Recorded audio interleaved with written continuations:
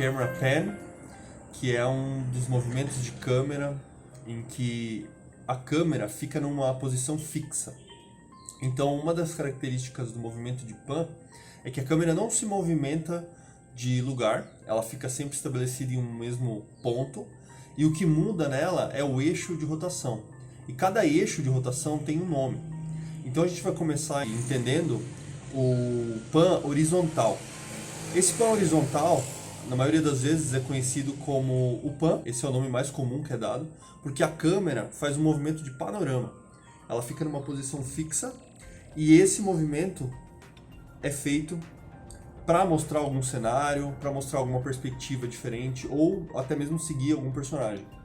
Mas na maioria das vezes ele fica fixo só no eixo horizontal, certo? Então esse é o movimento de pan, mais conhecido como o pan horizontal.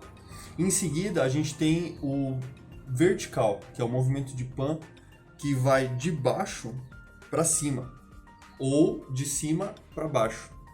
E esse movimento de pan também é conhecido como tilt. E ele costuma ser usado para mostrar a altura de algum objeto, ou para demonstrar um personagem com imponência, ou se for feito de cima para baixo, costuma mostrar algum abismo, alguma coisa importante que está na parte inferior da cena daquele shot. Então a gente já tem os dois movimentos de pan mais comuns, que são o horizontal, que mostra uma visão panorâmica, e o movimento vertical, que mostra algum objeto mais verticalizado na cena. Em seguida, a gente tem um movimento de pan que não é tão comum, não é tão utilizado, mas pode acontecer em alguns momentos, que é o roll.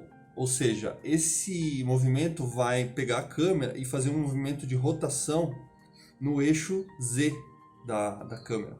Então ele vai dar uma angulação em movimento, nesse caso, para mostrar alguma distorção na cena, causar algum tipo de desconforto, assim como o Dutch Angle faz, como a gente estudou em shots. O Dutch Angle ele é um ângulo que deixa a linha de perspectiva, a linha do horizonte da cena em alguma diagonal, em algum certo ângulo diagonal, e o movimento de roll ele faz isso com o movimento. Aí de fato você pode ter um Dutch Angle que o movimento de roll vai ajustando a perspectiva da câmera ou distorcendo para causar algum certo tipo de desconforto, acompanhamento da ação que está ocorrendo naquele shot.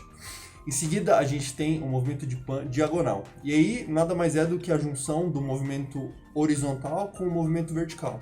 E esse movimento diagonal, ele pode acontecer tanto de cima para baixo, quanto de baixo para cima, ou até mesmo em qualquer direção da diagonal. Da esquerda para a direita, da direita para a esquerda. Mas ele sempre vai fazer esse movimento, na maioria das vezes, para focar algum ponto específico da cena. Essa diagonal pode ter comprimentos diferentes, então ela pode começar lá atrás e fazer um movimento diagonal para mostrar uma coisa que está mais embaixo do ponto extremo horizontal da cena. Então esse movimento diagonal pode ser utilizado para acompanhar algum tipo de ação que está ocorrendo, algum personagem que está descendo de uma escada. Em seguida a gente tem o non-linear. O movimento de pan non-linear, ele na maioria das vezes segue algum personagem, algum elemento de foco que está naquela cena, naquele momento. Por que ele é chamado de non-linear? Porque os personagens, ou o elemento em foco, está se movimentando de uma forma não linear. Então ele pode estar se movendo na cena para lá e para cá, andando de um lado para o outro, seguindo alguém.